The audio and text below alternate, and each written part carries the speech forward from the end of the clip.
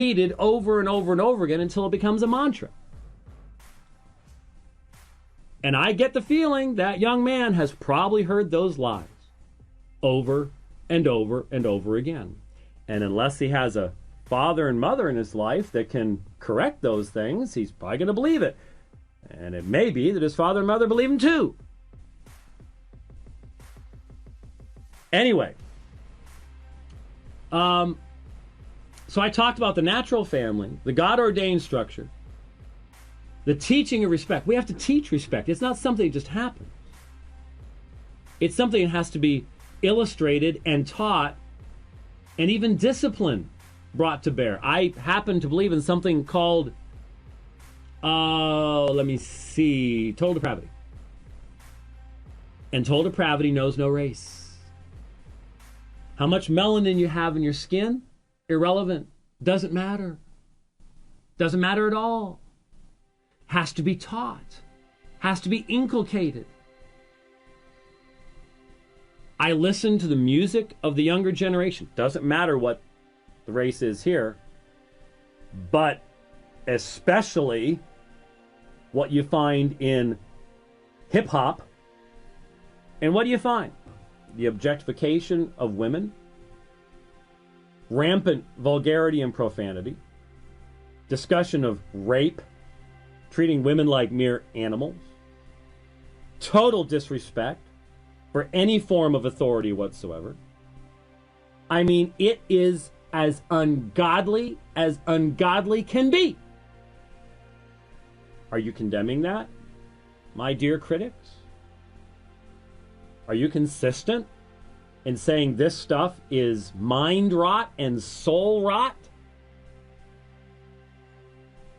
Then how come those people are some of the richest people on the planet? Good question. Then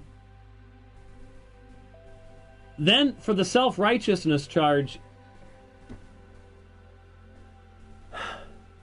again, it's one thing if you don't know who I am. If you've never watched me stand in front of an audience in a mosque in South Africa and tell those people that I have no right to stand before them in and of myself because I have no righteousness outside of Jesus Christ. If you don't know me, that's one thing. But those of you who do know me and know what I've said about that, how dare you? How dare you? I mean, I can understand 545 words. Man, if that's all you ever know about me, then you could ignore all the rest of my life. What I was doing was recognizing how God's grace had been manifested in my having a stable family and the restraint. I wouldn't have talked about that if I hadn't recognized that I could have done the exact same things. I talked about the restraint upon me. And one of the signs, and I've been talking about this forever, one of the signs of God's judgment upon our culture is what? The lifting of the hand of restraint. The lifting of the hand of restraint. It doesn't just happen over here, one big thing, and over there, one big thing. It is a cultural thing. And that's what we're seeing happen. So, as I said at the end, I had seen, was it Oakland? I had seen a video just recently with the people shooting the guns, and and I think they were Hispanic, if I recall correctly. Again, that's not the first thing I think of. I'm having to think back to it and go, I think they may have been Hispanic. There may have been some blacks and some Hispanics. I don't remember, but they were shooting their guns. They were throwing stuff at cop cars. I mean, social order breaking down. And that's what I had in mind when I said, yeah, I know this is, most people would say this is nothing. What I was observing as a grandfather was how different normative behavior in public is today than it was 40 years ago. Why would that be? Well, I think I've laid a foundation for explaining that. Now, for those of you who are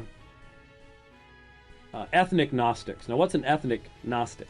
Well, the ethnic Gnostic, the Gnostic in general, believed that salvation came by taking in secret knowledge through various ceremonies and so on and so forth. And so this you had to have an experience that would put you on a higher plane than just the hoi polloi down here, just the regular old people. So, an ethnic Gnostic is a person who basically says that you cannot address the experience of an ethnic group without walking in their shoes. In other words, outsiders need not comment.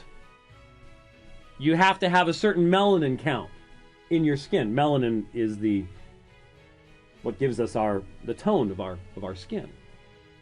It's actually a really, really cool God-designed sunscreen, is what it is. I'm not getting into intelligent design, but it's part of intelligent design. Anyway, which is why the pasty white-skinned people of Scandinavia or Northern Ireland don't have a lot of it, because they rarely see that ball in the sky. And the people who live at the equator have got a lot of it, because they see it every day, all day long. It's part of how God designed us.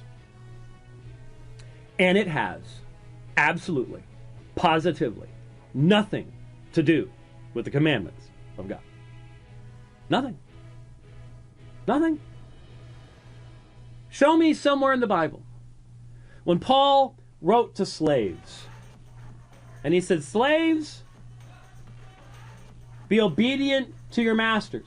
This glorifies God. There are no textual variants in any manuscripts that have a little asterisk. Down at the bottom was a little note that said, well, unless your particular ethnic group has experienced this kind of mistreatment, and then you don't have to do this.